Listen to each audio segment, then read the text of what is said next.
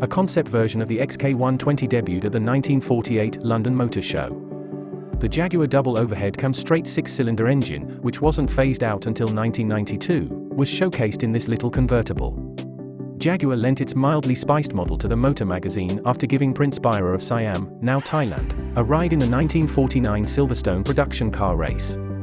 It had a top speed of 124.6 miles per hour and a 0 to 60 time of 10.0 seconds. The revolutionary Benz is once more back. The beautiful SL was loosely inspired on Mercedes-Benz's 300 SL race car from around 1952. It has an aluminum bonnet, doors, and boot lid in addition to a tubular space frame. A panel option made entirely of aluminum was also offered, saving 80 kilograms provided you had the cash. But what truly enabled the SL to reach such a remarkable terminal velocity was aerodynamics. It was slipperier back then than hot-buttered mackerel. Over the wheel arches, do you see those horizontal eyebrow things? They do in fact lessen drag. A unique, high-performance, lightweight version of the DB4 was the DB4 GT. It had enclosed headlights and a thinner aluminum covering for less weight when it was first introduced in September 1959. Additionally, the wheelbase was shorter than it was for a regular car, which prevented many of them from having rear seats. What distinguished the GT was its powertrain. With a 302 brake horsepower output, it comes in 3.7 and 3.8-litre variants. The GT's top speed was 151 miles per hour, and it took 6.1 seconds to go from 0 to 60 miles per hour. At the time, it was the quickest road-legal manufacturing vehicle. Do you recall that cute little bubble car, the Isetta, which you always assumed was the brainchild of BMW? Yes, those were the culprits. ISO Rivolta invented the iconic bubble car, licensed it to BMW, among others, and used the money to build opulent Baton-style GT before creating face-rearranging supercars, which was particularly chilly. This vehicle, which was given the designation 327 because to the 327 Ci, 5.4-litre, front-mounted V8 engine from GM that tested at 161 miles per hour. One of those vehicles that doesn't need an introduction is the Shelby Cobra. You will halt in your tracks and look when you see a car, whether you are a die-hard gearhead or just another bystander with no interest in automobiles at all. One of the most recognizable sports cars of the post-war era is the AC Shelby Cobra. There is no substitute for the Shelby Cobra when it comes to pure automotive rage and power. The Cobra 427 could go from 0 to 60 miles per hour in a breathtaking 3.8 seconds, and had a top speed of 164 miles per hour. At the time, it was the quickest vehicle America had ever seen, leaving the Chevrolet Corvette in the dust. The Miura offered much more than just a gorgeous face. It reached 60 miles per hour in 7.0 seconds, and was propelled by a transversely mounted 3.9-litre V12 engine with a respectable 350 horsepower. In the beginning, just 275 P400 were produced. Today, much fewer are in existence, but one of them, as tested by Motor magazine, reached speeds of 171 miles per hour. It resembled a Rover SD1, but it moved much more quickly. Ferrari, in contrast to the Miura and its rivals at the time, opted for a conventional front-engine, rear-drive design. And that engine wasn't too bad either. 4.4 litres 12 pistons, a pair of overhead cams, 6 Weber carburetors. The result? 352 brake horsepower. This allowed the Daytona to surpass Lambo in the VMAX arms race and reach an astounding 174 miles per hour. The Lamborghini Miura P400S, often known as the Miura S, was initially introduced in 1968. The P400S was the most popular Miura, selling 338 vehicles, and it featured a number of changes and enhancements over the previous model.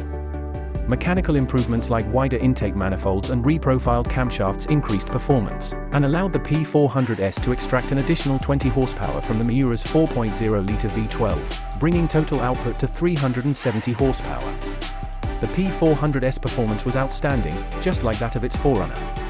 In April 1970, Road and Track tested a new Miura and recorded a 5.5 second 0 to 60 miles per hour time, as well as a high speed of 168 miles per hour, while an August 1970 test by Autocar magazine reported a top speed of 179.3 miles per hour. The Lamborghini Countach is without a doubt one of, if not the single most influential and game-changing supercar of all time. Even today's high-performance exotics boast features that can be traced back to the mighty Countach, which was first unveiled in prototype form at the Geneva Motor Show in 1971, before later entering production in 1974.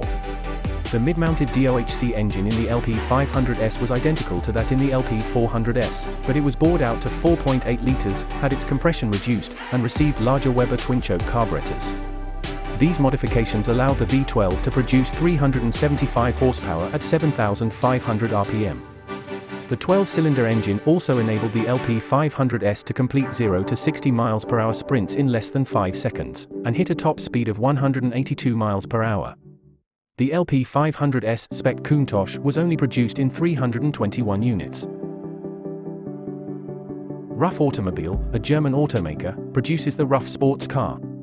The Porsche 911, built from 1978 to 1989, served as the chassis for the 1983 BTR, which was offered with either a narrow 911 body or an alternative wide-body design that is similar to the 930 Turbo. With a 10 mph advantage, a Ruf BTR won the 1984 World's Fastest Cars competition organized by the American auto magazine Road and Track.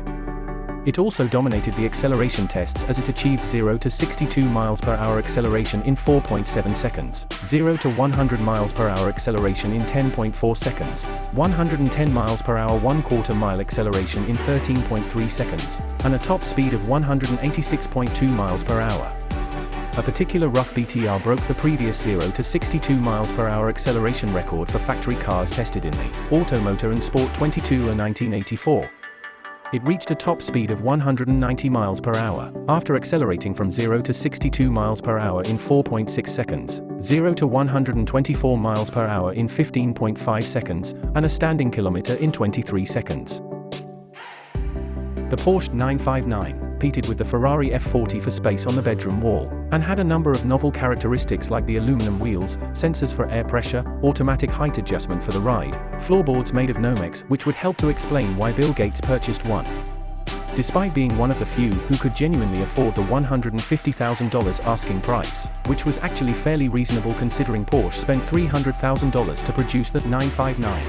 It had a 440 horsepower flat-six turbocharged engine that, as you might assume, was rear-mounted and could propel the Porsche 959 to 62 mph in 3.7 seconds with a peak speed of 197 mph. Tennis champion Boris Becker asserts that when he purchased his, he genuinely hit the VMAX on the Italian autostrada.